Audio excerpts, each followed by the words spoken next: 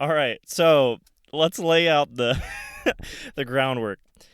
Corey and I, we have first of all, we've never met like with our voices or in person in our whole lives. We've always been internet friends, and we met on LinkedIn in 2017. That's where we know each other from. That's where now it's ringing a bell. I was beginning to ask you before we started where I knew you from and how we met, and now that you said LinkedIn, the light bulb just went off. It all makes sense. And I looked through those messages just to kind of see where we all started because it's kind of interesting. Our first conversation was about me sending you my resume so I could get to Yelp or like be part of the Yelp team. And seems like you soon exited Yelp, but we kept in touch. And yeah, I think soon after I left Yelp, and then we became Instagram buds and Facebook friends and all the social media connections. And so then from there, um, we've just been watching each other work and That's live right. life. We've blossomed. It's actually kind of cool. Like I feel like we've both been pretty supportive of one another and like our goals and ambitions. Like from what I can tell, we're both always cheering each other on anytime one of us does something. Yeah, no, totally. I said I'm gonna buy one of those sweatshirts, and I will. I just actually have those sweatshirts are pretty cool. Oh, thank you. Um, no, I'm gonna cop for sure. Just my memory is terrible. So um, once I remember, I will buy. Blessed. Everybody listening at home, let this be your reminder to also buy. I'll throw down the Awesome. link in the show notes. But we're going to start this podcast off with a brand new segment. This segment has never been done before in this podcast. Corey, you're going to break it in, and I don't really know how it's going to go. Me neither. Me neither. But I'm ready to massage it in there. Please do. Rub it good. The segment Alrighty. the segment is called Tiny Talks. It's like small talk but smaller. We basically have the most small talk we possibly can. So I'm going to start it out. Okay. How about that weather, huh? That weather, you know what? The weather up here has been pretty good. The sunset tonight was pretty decent.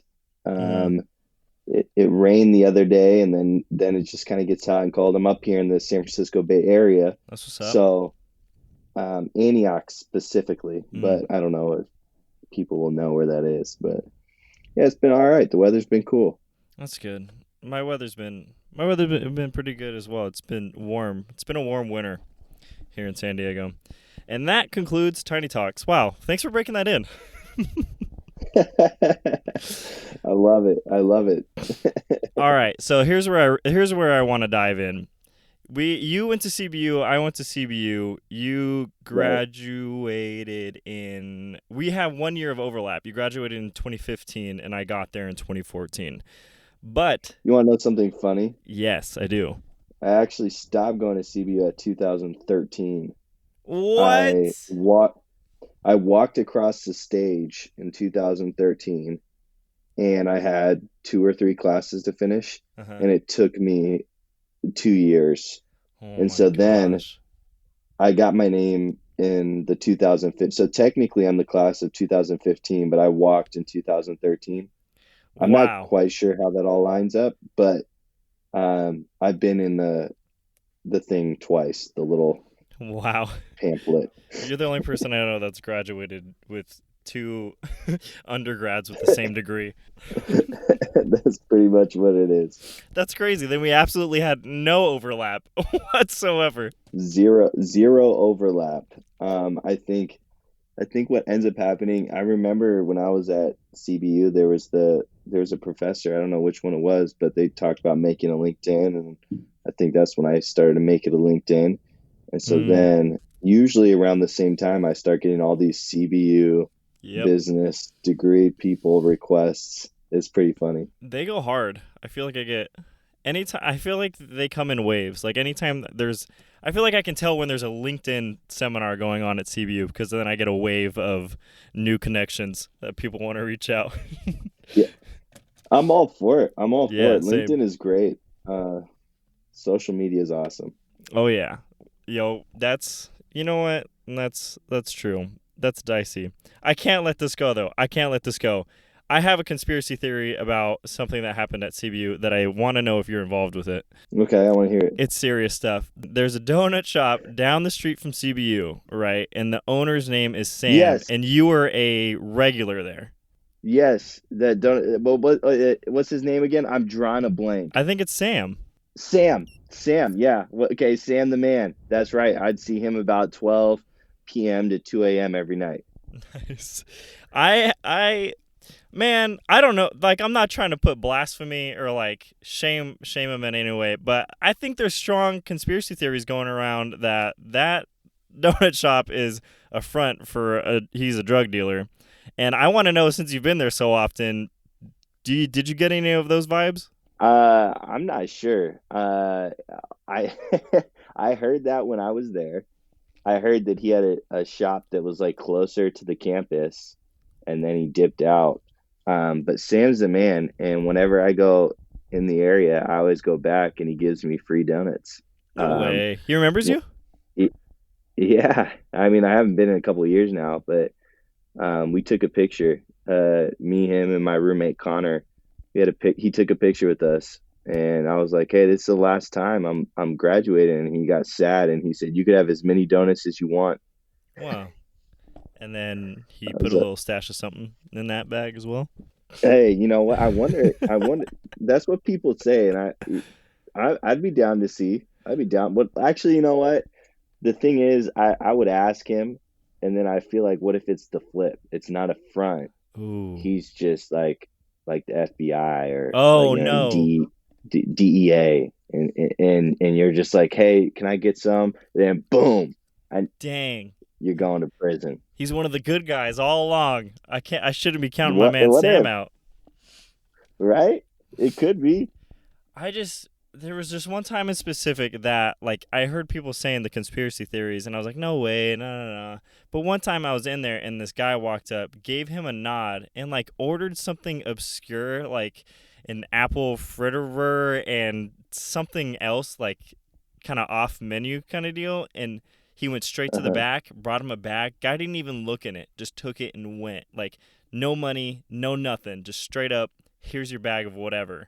And I don't know. Like, I think he may give out free donuts just so it doesn't seem so sketch that he's giving out a little something something. I mean, maybe. The thing is, he would only work nights. He didn't work during the day. Ooh, So, his wife or sister or someone, I don't know who it was, would work during the day. So he always worked nights. So maybe he was just slinging them things in the night time, getting a little bit of powdery fresh donuts, slinging that dough. Nuts. slinging that dough. Man, Mate, CPU, man. what a time. We're going to switch it up a bit. And shoot, I feel, I don't know. I feel like this is a topic that we have to discuss um, just because of the timeliness. And it's interesting that this topic is falling on you. But in the past few days, we've saw the death of Kobe Bryant, and Right. I saw that you posted something and all that stuff, and I was just curious as to what are you taking away from this whole incident with Kobe and his daughter. Yeah, I mean it was pretty crazy, to say the least. I was serving at church, and I got a text from a buddy of mine that said Kobe Bryant died. And I was like, "What? No." He's like, "No, I'm serious." I was like, "No." Like it was just like one of those, like, not Kobe. Like Kobe didn't die. Yeah, Like, and it sounds terrible. You expect like famous people that are like rappers or like rock stars, people that right. are like just out doing drugs, like, or just like even some sports players that are like, yeah, you might be involved in a gang, Yeah. or at least your best friend is. So like you're Hmm. not entirely surprised. But Kobe, it was one of those things where you're just like, wow, like I watched a lot of basketball games where you were playing.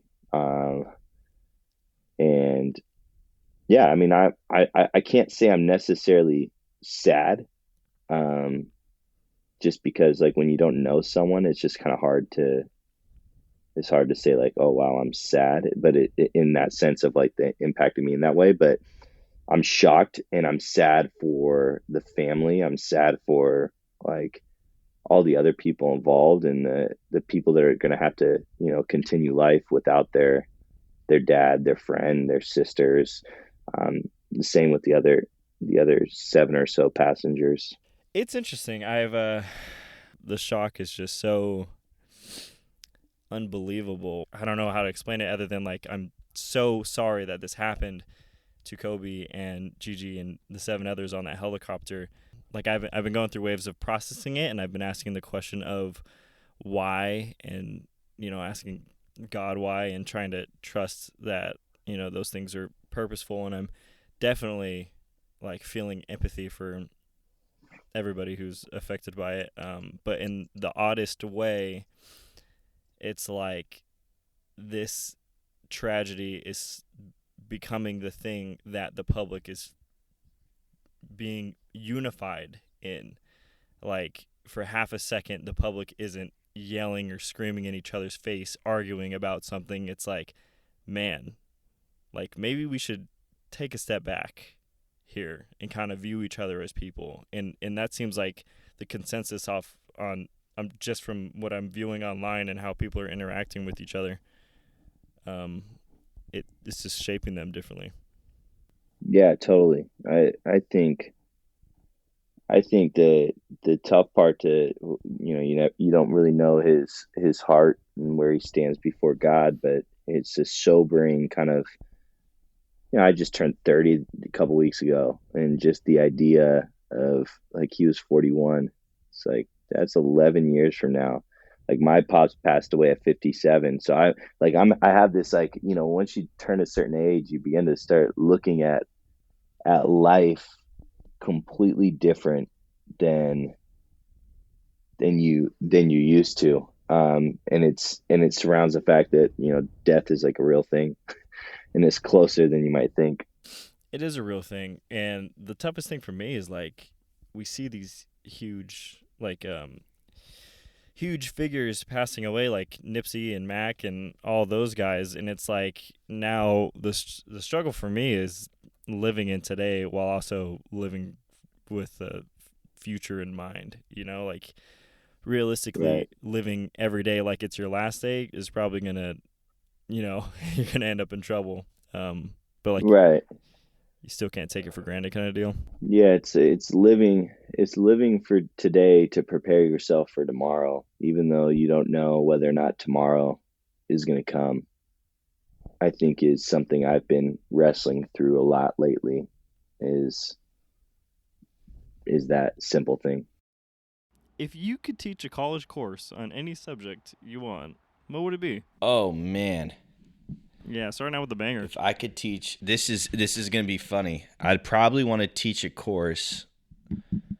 I don't even know what it would be like, but on how to like game the system of college. Wow. What is the syllabus looking like? What are you going to be covering? Financial So, aid? no, it's like so I actually developed this is super random. I developed a pattern on how to get a passing grade in no matter what class you ever take in general ed. No. I can't No speak way. I can't speak for like master because I never did it, but um yeah, dude, it was fail proof. Well, you got to Like it walk me was through it. Like now I'm super curious. I all want to know right, how to it pass my classes. all right, there's a method. All right, so this is what it is. First class. Sit in the Mhm. front row. You Right. sit in the front row, you get there early. Nice. This is the first couple weeks you sit in the front row, like 2 weeks, because you like let's just say you're on a Monday, Wednesday, Friday class. Monday on time, Wednesday, class starts. You go ahead and maybe ask a question. Mhm. Um, Mhm. stay on top of just paying attention. You know what I mean? Right, Phone's yeah. not out. Stay after class, maybe the third class. Stay after class, ask a question, figure out when office hours are when there's an assignment due. Come into Right. office hours, get help. right? So Right. you do that Right. the first 2 weeks, and then Right. you miss a class Ooh. on purpose. Miss Oh a shoot. class, Okay. and so after you miss that class on purpose, you go in Mm-hmm. to the office hours. I'm sorry, Professor So and So. Mm-hmm. I was doing whatever. It's got to Whatever be a I do. legitimate. Yeah, usually you can find a legitimate reason that will, pull on the heartstrings of a professor, Got it. especially at the university that we attended, California Baptist of University, Of the and university. um, so once you do that, dude, and then you show up the next class, you are free sailing to skip as many classes for the rest of the semester, and you're golden. No way. Not a chance. How does that work? You're saying the professor's gonna fall in love with you because they think you're a Yeah. good student? Yes. It's placebo effect. Placebo student effect. So I'll tell you this right now. There was a professor, and it all has to do with emails too. You have to make sure you email your professor. There's a professor at CBU. I don't remember his name at all. That's how little I went to his class. But Don't even you know. passed. I no, like it's pretty crazy. It was my last semester, and there was a paper due, and I didn't do it, and I felt Wow. embarrassed. This is the only time I felt embarrassed Wow. in a class, and so I didn't go to his class for 2 months because I was literally Wow. embarrassed that I didn't do the paper. Oh my So gosh. Jeez. Wow. You really were super embarrassed. yeah, I don't know why, but anyways, I emailed him and I was like, hey, like, I need to pass this class. This is what I need to get. Like, what do I have to do? Yeah. And he was like, just turn that paper in. You never did it. And I was like, okay, I will. And then I proceeded to not do the paper for 2 Come weeks. on, man. What? Why you gotta do him like that? He's being nice. I know. And then I ended up turning it in though, and I passed the class and I took the Wow. tests. And but it's from the system, like because you communicate. Right. If you communicate with professors, man. I think that's like likability, you know. I think if somebody's likable, you just got a better shot of getting your way a little bit. Yeah, I don't know. Maybe I'm a butt kisser or whatever the phrase might be. Are Kiss some you? butt.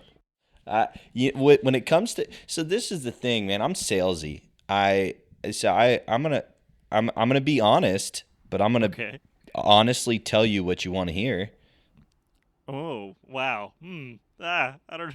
Is that is that being honest? Are you Yeah, I'm not gonna only talking lie. about good parts? Oh, No, I tell the truth. I will always tell the truth. half of the truth is a whole lie, though.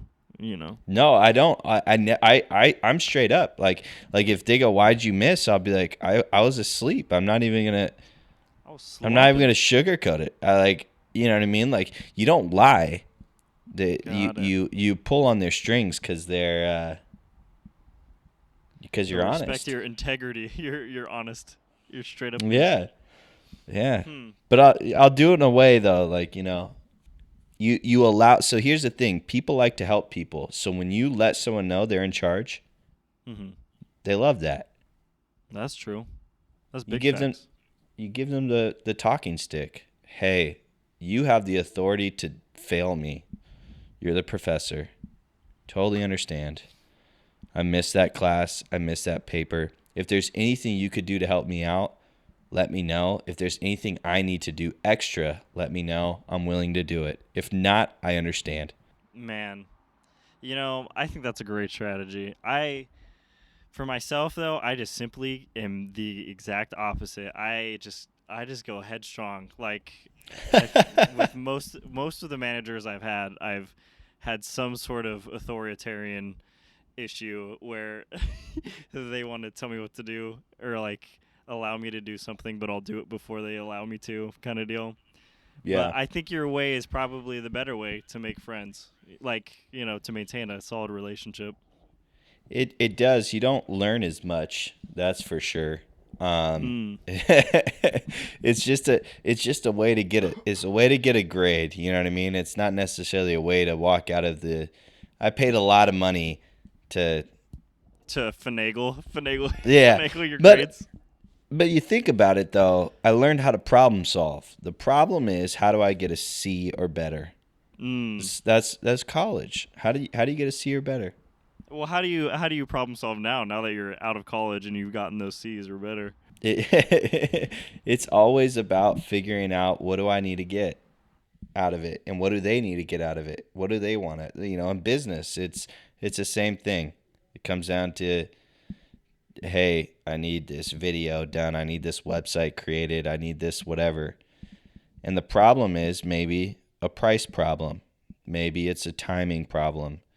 Maybe it's a timeline problem once we've already gotten into contract. Maybe it's expectations. And how do I Oh, figure out how to problem solve that so that everyone walks away and feeling like it worked out? And the person you're working for, your professor or your client, feels like they had the power. mm. Interesting. So you do that with your clients? You let them have the reins per se To a, de- or to, perceived? to a degree. I mean, at the end of the day, they're paying me. You know what I mean? Like I can't I could be the best in the world, but it's their money. Um, Mm. so It's it's also your kind of time though, and your craft. yeah, yeah, totally. But I mean, there's two sides, right? I'm gonna sell hard ahead of time, but once we're in contract, if I convince them that I'm worth 100 $150 an hour, Mm-hmm. once once we're once we're working, like I work for them. Mm. Got it. So Like they've already perceived the value. Now, if I do a poor job of setting expectations leading up, that's on me, and I got to right, take and that to the chin. that's the toughest thing that I've found so far is client expectation and managing it. Do you got a strategy of how? Because it seems like as soon as you get in contact with them, it's from the get go. Because they all already have these things made up in their head of what they think it should be and how it should be and who you should be and all that stuff. But you got to like reel them in from the get go. Yeah, and I think the best way to do that would be, for someone contacts me and say, hey, I need a website, I need a video for my website, and I go, perfect.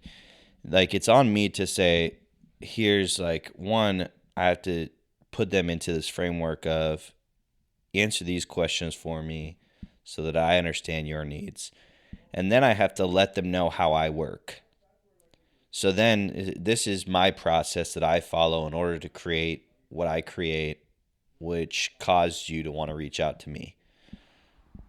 Got it. And from there, if they try to go off that, it's like I totally understand someone else might work like that. That is not how I work. Mm, And so I see. then if Hmm. if they want, if they want someone, so you have to train clients. Like that's something that you have to do, and you have to also look at the long-term value of that client. If someone's paying you, I have clients that are paying me month over month. So some stuff I deal with because I'm like, well, the lifetime value is much greater than like, one video. Right. Or the small headaches that come along. Yeah. Yeah, that definitely makes sense. I really liked what you said about like this is how we work, and I think that's where, at least that's where our trap has been kind of just because I just started a business, a website and mobile app business where we're creating software for people, and it's just like Nice. that is that's one of our biggest pain points right now is like we don't have an established process, and I'm sure as time goes on like we have our ideal process, I should say, that we try to follow, but since we're all new together on this team, it's like fleshing out those little details has been the toughest part. But I think when you're saying it, be upfront with this is how we do it and this is how it's gonna be is you know that's that's gonna remove a lot of the pain points. Yeah, totally. And I think, as long as you're upfront about things, then you can lean back on that. I mean, there's things too, like, so like I'm dealing with this right now. I have a client on retainer, and so he pays me monthly. But there's certain projects that fall out of that monthly retainer that I need to do for him. But that falls underneath a different framework of how I work, a different price point. And so it's just a different process entirely.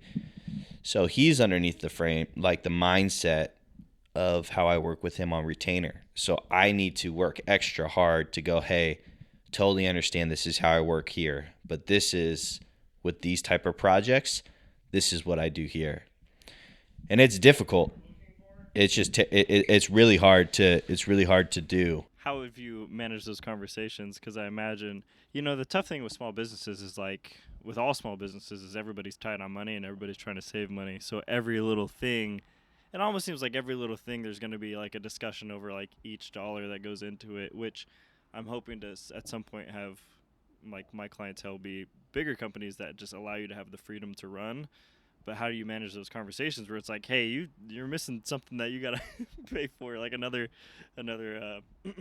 type of service?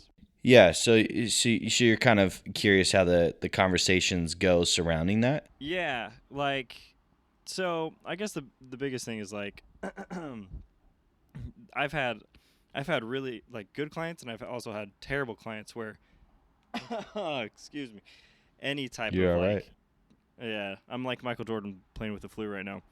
Oh no. But hey, he had a great game. Um, That's like true. anytime those conversations come up, it's like the world is ending kind of deal. And I'm curious as if you've had those terrible clients. I mean, my rule of thumb is if a client is bad, just cut them. It's never worth the headache, in my opinion. But for those that are on retainer, like you're saying, and you gotta have those tough conversations. How do you go about it? I think at the end of the day, it's remembering how people work. So I have a process underneath how I work, and I've been doing it for 7 years now. When it comes to creating video content, and someone else has operated their business for however long, whether it be 5, 10, 15, 20 years. And so when you go into those conversations realizing that they've had a lot of experience and maybe they've had a lot of areas where they've been let down, then you can go into it with empathy and provide solutions. And so trying to find out if they've done projects like this in the past, all right, to backtrack, you're going to save yourself a lot of headaches with a client if you find out if they've done projects like this in the past and what they disliked about them. Right. That makes sense to me. I imagine everybody has some sort of hurt that are jaded toward Yeah, toward I whoever mean, they're gonna pay. yeah, I mean, if you're selling website stuff, I sell websites. Like that's a service that my business offers. Every person has had a web designer that has dropped the ball in their Oh, eyes. for sure. Yeah. I have not spoken to one single person that's been like, I've worked with every web designer I've worked with has been amazing. Otherwise, they Yeah. wouldn't be, looking for a new one. They would just go back to that old one. So I think to have those difficult conversations and go about them is just understanding who your client is and making sure that you're providing value and solutions and making their job easier. And I I don't know if this is true entirely, but I think a lot of people pay for peace of mind. Oh, for sure. Yeah. So if you give them Absolutely. peace of mind, like I think you're like that's half the battle. That's what I've been trying to like. Man, I am. My voice is going for it. That sucks. I agree with you there because I think I'm always, if I pay someone, I'm looking to like not deal with it anymore. Like I want it to be as easy as possible. I want somebody to just take care of it. I want somebody to just take care of me. I think paying for convenience is huge, and I always try to mimic that. Like, don't worry about it. We got it. We'll take care of it. Like, this is our expertise. This is our industry. We're just gonna get you what you want, and then it'll be up, and you won't have to worry about it. We'll maintain it, all that stuff. So, I'm right there with you. Totally. Like, that's the dream. Is having somebody else do all that stuff. Totally. That's what it is. Hey, that's what it is. all right, we're talking business. I want to hear more about like your entrepreneurial journey. So, okay, you let me see if I got my facts straight. Let me do some fact checking. Mm. 2014, you and two other dudes started a clothing brand, Yep. Creo Collective, right? Numero uno, and then Numero uno. you went on to a Creo marketing and design company with a friend, Mm. and then it turned into Give. And I kind of want to start at the Creo Collective. Was this your first entrepreneurial thing? What was some wisdom nuggets you took from it? Yeah, it was. I guess it was the first official phase. I've had like when I was younger. I started not even. I went out and bought painting supplies to paint numbers like people's like what street address your house No address on way. the yeah, What like a I niche was. market. Yeah. And I was like, I was like, man, people could charge like 10, $20 for this. And then I tried doing it and I was like, this is about to take me heck of long. Like, Yeah, yeah. I do not know what I'm doing. And I'm middle school, high school. And so I was like, all right, I'm done. I didn't have that drive, but yeah, Creo Collective was the first endeavor. It actually did extremely well. No way. Your first Yeah, first go around? Good for you. Okay. Okay. yeah. In relation, uh, like to like the expectations that I had. Like I don't know what I thought would happen, but we sold out of quite a bit of clothes. Had to do a second order. I was having people buy stuff. Creo Collective. It was me and two other friends. And what I learned from that is having three business partners is pretty tough. Like there's Communication just wise well, or ownership it wise? just roles. Like Yeah. I learned early on that when you go into business with someone, you don't want to go into business with someone that has the same talents as you. Mm. Uh, because then you end up doing the same stuff. Right. And then you don't want to go into business with someone who maybe has other distractions that they're like, this isn't my like thing. This is like a cool idea. Got Um, it. and I think we were all at different stages of the game. And it ended up just being a situation of like we ended up just parting ways on it and just going, hey, like let's disperse it out. Let's cancel it out. At the time, I didn't have money to keep pushing it. It just was like one of those things. The band broke up. Yeah, the band broke up. But then that transition into Creo marketing and design, which one of the guys that I was in Creo Collective was a graphic web designer. Nice. His name is John. And so we started Creo marketing and design, where I would help people with social media and marketing, and he would do the design side. We got a client, and we were, pitching to other clients. At the time, I didn't plan it out well, but my student loans hit, and I was having to go back to work, and it just was like a little bit hectic, and so Got that messy. it just slowly fizzled of like, hey, sorry, but I can't play the game long enough to win. Um, and then after that, Creo was done. That was a Dang. thing of the past. R.I.P. R.I.P. Creo. R.I.P. Creo. It was pretty cool though. It was fun. I mean, I don't think someone's like really understands sales until you start trying to sell T-shirts at the back of your car. Were you doing it to randos? I did in with Give, which is now Tolif is the name. Yeah, Um, I saw that. What's give me the lowdown on what Give was meant to be, and then how it transferred into that. But I also want to hear you selling to randos. yeah, I'll tell you. I've sold to randos. Like I think I've sold to drunk people at like Nice. restaurants. It's been great. So I after Creo, I got a job. I worked over at Yelp for a little while. I quit Yelp and I moved to LA. after 5 months, and I was in LA for 2 months, and I was gonna go work at a commercial real estate brokerage, and then the pay and all this kind of stuff wasn't lining up, and so I said no to the job, and I was sitting at a Starbucks, and I was like, man, like, how am I gonna get you know Food on the table. better?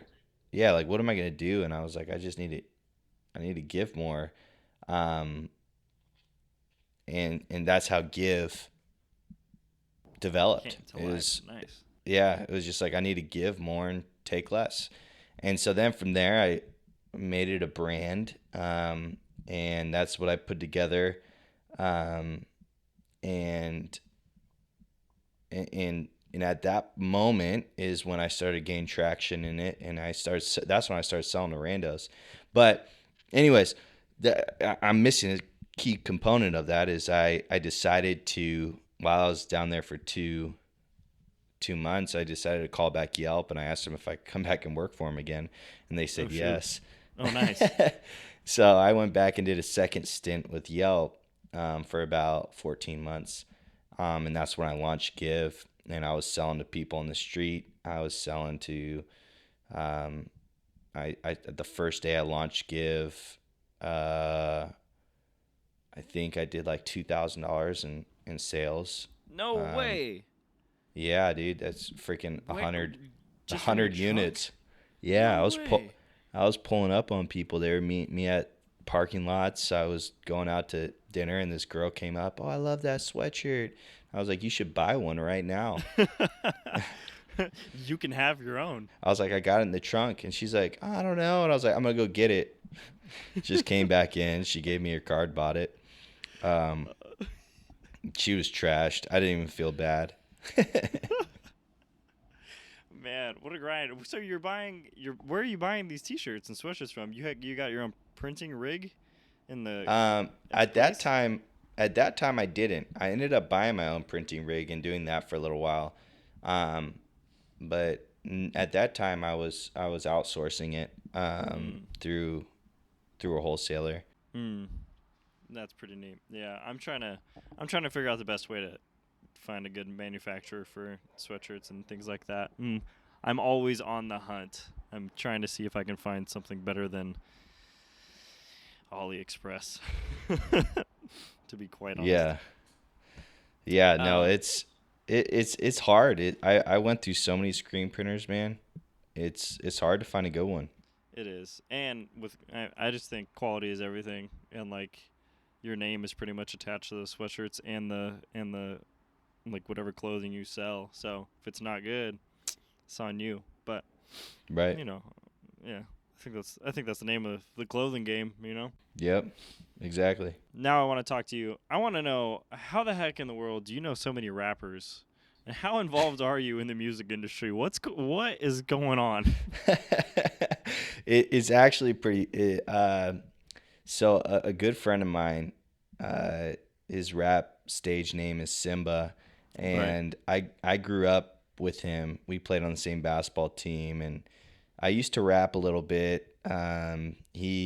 Me and him made a song together, and that was probably about one of the last songs I made. I think that it was a short stint, but I went down and did some video work with him, and we were close friends. And I lived in LA for like 4 or 5 months a couple years ago, and I was just running around with him, going different places, and so I met a lot of people.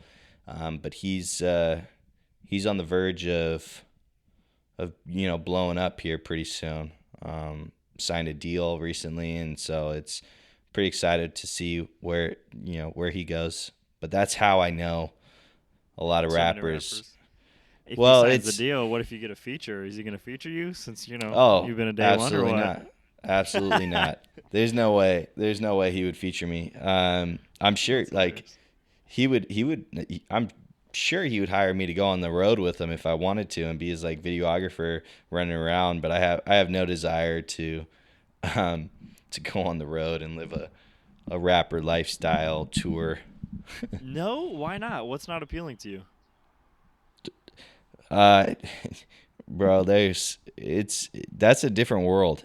I don't know. I don't know how else to put it other than what you would imagine it would be. It probably is, and Yeah. that's just not something I want to be around day in and day out. Amen to that.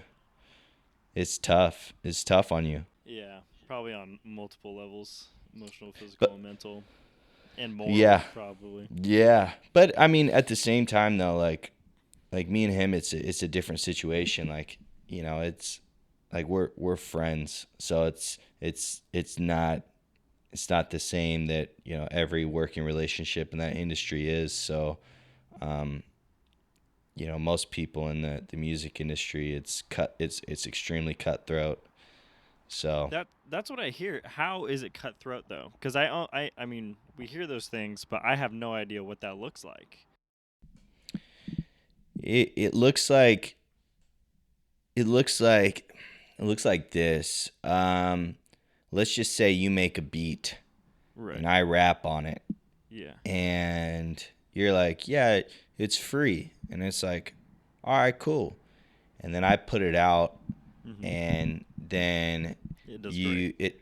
it does great, and then you write up some contract or some go, you need to pay me, and Whoa. I could just be like, nah, bro, screw you. Or even more cutthroat, you could be like, hey, I'll give you this beat, um, and you owe me 25% on it, and it's just a verbal conversation. And I'm Right. like, cool, yeah, for sure. And Oh. then if that song blows up, Good luck getting I'm your not. 25%. Yeah, you're not getting. So it's extremely cutthroat in that regard. And then even if you do get lawyers involved and you make up contracts, like, if you don't have a good lawyer, then you could get played out of a lot of money. Um, you get it set up where someone go, hey, I'll sign you for $100,000, and you're like, shoot, I'm about to make $100,000 today, 100 cheese. and I'm gonna live it up. But you don't realize that now you're required to make, whatever, A 5 million. projects, or you're supposed to, like, all this stuff. That $100,000 wasn't your $100,000. That was $100,000 you got to owe back. So it's just a lot of that kind of stuff. That sounds terrible. What happened to making music for making music? Is that why every rapper wants to be independent and not have a label? Is that why we see that trend happening now? Yeah, I mean, it gets complicated. I mean, you think about, that's the idea, is that you can make a lot of money in music independently. Um, Mm. but most rappers are in it for fame. There's very few rappers that are doing it just for the sake of making music. Rappers are in it for fame most of the time. Yeah, 100%. Man, mumble rap. Yeah, all of it. It's fame. It's fame. You think these rappers would want to do it if their face wasn't on anything, like if no one knew who they were? Yeah, It's that's it's true. not about just strictly being rich. It's about being rich and being seen. Yeah, the recognition. That's kind of, I've been thinking about that lately. I think that's kind of our culture now, though. Like, um, and maybe it's the rise of social media, but I think it's also just like, no, that's probably it. That's probably the biggest thing that's contributing to it. It's like everybody wants some sort of fame in order to feel fulfillment. Um, that's really unfortunate that it's happening to rappers too, because it's like, where's the craft? You know? Yeah, I would say it's always been there though. I mean, there is craft. I mean, there's talent. There's real rappers. There's people that are actually gifted. But I mean, musicians and rock stars. I mean, that's a like I'll just throw rock stars, rappers into rock stars. All rock stars, people that are that big. They like they want to be seen. That's why they're a rock star. They're performers. They go on stage, and there's this itch, and they have this drive and this passion to put on a show, and that show and that brand be themselves. So there is those people, and the ones that elevate to that rock star level are the ones that simultaneously work on their craft in various ways, but then also present themselves in a way that makes people want to look at them and they want to be looked at. Yeah, it's complicated, it's weird, but that's just I think the rock star lifestyle. Do you think it's psychological or do you think it's for business purposes? Because, I mean, if you don't get seen, it's probably harder to make money. So they kind of see it hand in hand, or do you think there's. I guess I should say, yeah. Do you think it's both, or do you think it's one or the other? I think it's both. I mean, I think there's a element of where people understand that when you're in entertainment, you're playing a character to a Right. degree. Yeah. Like it's just the reality of it. So, you may not want to be that character, but that's just the life you chose. But what ends up happening is it crosses over. Like the character becomes who they are, and who they are becomes a character, and then you have this weird overlap. They can't escape themselves. You know. Yeah. So you can only two-face it for so long, I believe. Hannah Montana. Look at her. Look at her. She's going back and forth every other year. That's right. Oh, man. Do you think there's something innately wrong with fame? Like, would you consider fame to be bad? I mean, it's an interesting. I think that society lifts up people to places they shouldn't be, for sure. But I think to a degree we admire. Like people will like to admire skill. They like to admire talent and success and stories of people coming from nothing and getting somewhere and the underdog. And so we like to watch those type of things. I think like Kardashian fame is ludicrous. I don't know. I don't know about.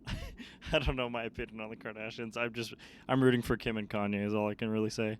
I hope they keep up the good faith there. Yeah, absolutely.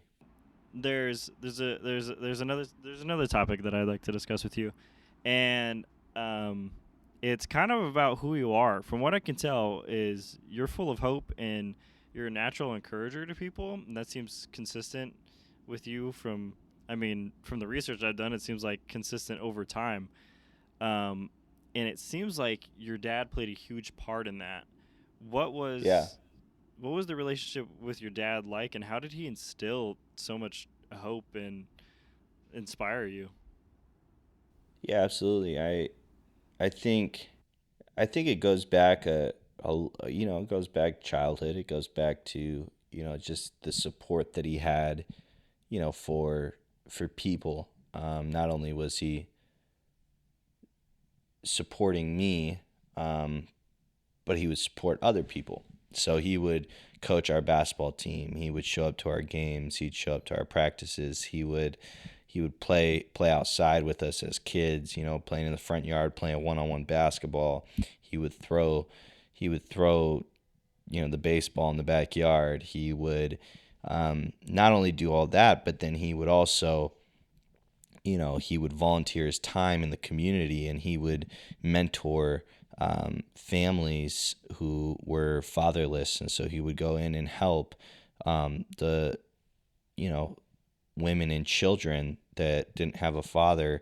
And so he would mentor those kids so that they had a male figure in their life that they could look up to. Sounds like he did it all. Sounds like Yeah. he was an all-around jack of all trades, just doing it for the community. Yeah, he was great. I mean, he was the type of guy that if he wanted to be like the super successful, like rich person, he could have, but he chose not to be super successful and rich because you had to sacrifice a lot on the back end to get there that he wasn't willing to sacrifice relationally. Say, do you see that in your own personality? Is that how you are today? I think I learned from that. I don't know if I'm entirely that way. I think that there are elements of me. I would say my hope is that I would be the person that would be willing to take on the hardship so that someone else wouldn't have to. So, even if even if I'm going through the ringer, I would rather it be me going through the ringer and then you go through the ringer, but I would want you to learn from me going through the ringer so you wouldn't have to. Right. So I think there's I love helping people. I want people to win. I want people to chase something. I want to play my role in that and motivate and do what I can. And so I pass up a ton of money on like consulting type of stuff or coaching, however you want to put it, with people with businesses. If they want to start something, I'm like, yeah, let's sit down, let's talk, because I get amped on it. Because I'm like, this is awesome for you to start this. Like, if I could play a minor role in that, then sweet. Yeah, that's definitely from what I've seen. That seems like who you are, a big encourager. What keeps you holding on to hope? Because as someone as entrepreneurial as yourself, like the journey for an entrepreneur, from just my own experience and from what I can tell, it's like failure, little win, failure, all the way down the line until you get the big win. And it's like, realistically, holding on to that hope the whole time is difficult. And I'm curious as to like what are you holding on to that's making you hope? Absolutely. I would say ultimately, I don't know your audience, but I believe in Jesus ultimately, and so my hope in a holistic overall sense is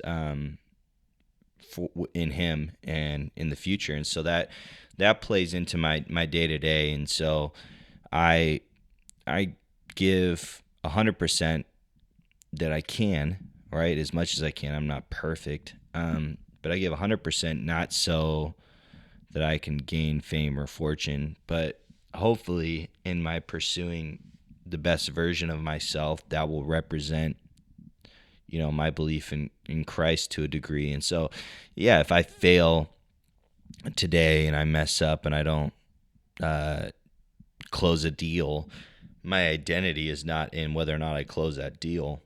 My identity is in Him. So, if I gave 100%, then I can learn from it, and tomorrow I can wake up and keep pushing. In the same way as if I had a job that I was doing the same job day in and day out, and you can, you go like, I've been doing this job for 5 years, 10 years, 20 years, and all I am is this job title. I mean, the same thing can apply where it's like, well, I'm not just that job title. I work, and I work hard, and that's just what I hope that I will continue to grow in doing from now until I die. Yeah. That's a great point. It seems like there's almost like a detachment from what you do is not your identity, right? Is that making sense? Like, you're saying there's a bigger scale, bigger purpose for all of this that your identity lies in. So all of these other things that you do, don't necessarily dictate your demeanor. I mean, not like you're completely unaffected by them, but like your overall hope in things. 100%. That's what it is. And I think there's a lot of people in the world, right, that push find something you're super passionate about and live for it, and you'll always be happy. And I don't know, to the short life I've lived, which feels like a long time, I've been passionate about different things in different times, and there becomes a degree of responsibility that outweighs passion, that you're not always going to be passionate about work. I mean, work isn't supposed to be fun. like I think people are like, yeah, if you find something you're passionate about, you'll never work a day in your life. I'm like, screw that. Like there's a there's a part of me building a business that's exciting and fun, and I love it. But there's still work involved that I don't like doing. Like, there's plenty of times that I would rather just chill and go on vacation and go do whatever. And mind you, I do have the capability to do that more than someone else might, but I trade that off with security and 2-week paychecks coming. That, like, there's a lot of trade-offs involved, and so everything comes at a cost. And so I think that it's not necessarily about finding your passion. It's about finding who you are, and once you realize who you are, it doesn't really matter what you do, because who you are isn't defined by that. What's a good first step to figuring out who I am? To figure out who different for you are. everybody? Yeah, because Um, I think you're dead on with. First of all, I think you're dead on with work isn't always fun. Like that's a fact. Big facts. um, Big facts. No cap. no cap. But really, I think, like, growing up, at least my impression is, like, I remember when I was a freshman in high school and I was like, oh man, seniors are so old. I bet you they got it all figured out. And then you go to college and you think the same thing. And then you graduate and you think the same thing. And now, we're all adults here, and it's like a lot of the adults that I know are still wandering. Um, so what would you say? What would be a good first step into trying to figure out who am I? I mean, I have a general belief that all people are created, like, by God to serve God. So I think that would be my first step for anybody I talk to, is like, if you want to find your true identity, it's going to be there. But if you're talking about, like, talents and gifts and abilities of, like, what's my work identity, or like, how can I utilize, because I have different gifts than you do and someone else and so on. I think it just comes from talking to people. I mean, asking people what you do well. What are you good at? How do you live? What are your talents? What are things you're bad at? How do you deal with struggle, and how do you deal with hardship? And once you look at all that, you can kind of see where you are, but that doesn't mean that's where you have to stay, right? Like, Right. like, I think that's one thing. I don't like labels entirely. So, like, I don't like the idea that, like, I'm an entrepreneur, so, like, I'm going to be an entrepreneur till the day I die. It's like, well, no. I mean, That might like, change. yeah, like, it might change. Like, something might become more important. Does that mean I'm not an entrepreneur? That just means, like, no, I'm an entrepreneur right now. That's what I am. That's what I'm doing, and that's the path I'm on. But if I if I in 5 years, I'm, let's just say I'm married and somehow have 3 or 4 kids, and Yeah. my entrepreneur lifestyle isn't putting food on the table, you better believe I'm not going to be an entrepreneur. Like, Yeah. I'm just, that would be stupid. Irresponsible. And yeah, it just would be like, no, like, my identity is an entrepreneur. It's like, Yeah. well, you have kids, stupid. Like, Yeah. There's a higher priority in your face.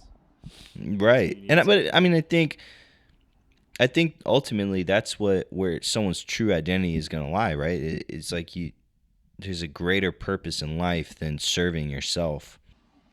I mean, I would certainly hope so. Especially with all the flaws that I have found in myself, I don't think I'm the one to serve. Um, Man, I love that. All right, I'm gonna hit you. I really want to ask you. This is also a new ending question that I am curious to see if it how it goes. So, Okay. are you ready for it? You're getting a lot of new stuff. You got the tiny talks. You're getting the new end of the podcast question. It's you've been great, Corey. I'm really happy you've been on. Hey, it's been a pleasure, man. I could be on the podcast anytime. Hey, all right. Final question.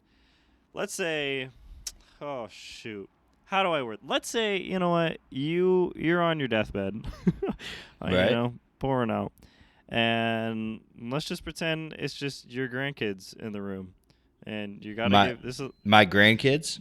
your grandkids. Okay. What's the last thing you're gonna say to them? So What do you want them to know? What's the last thing I say to my grandkids?